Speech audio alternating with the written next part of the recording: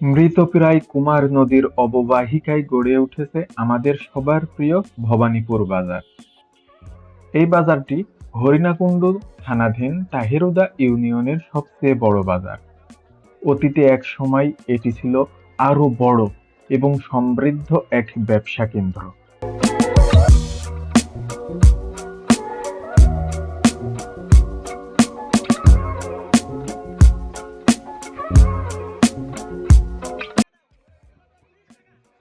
এক সময়কার ব্যস্ততম এই বাজারে প্রতিটি দূর দূরান্ত থেকে ব্যবসায়ীরা আসতেন কেনাবেচা করতে।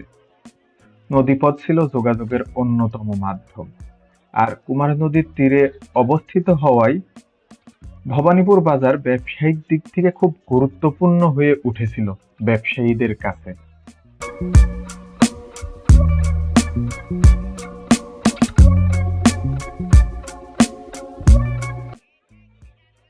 আমাদের এই প্রিয় বাজারটি শুধু ব্যবসারই জায়গা ছিল না, এটি ছিল মানুষের মিলন মেলা, আড্ডা স্থল এবং সাংস্কৃতিক বিনোদনের কেন্দ্র।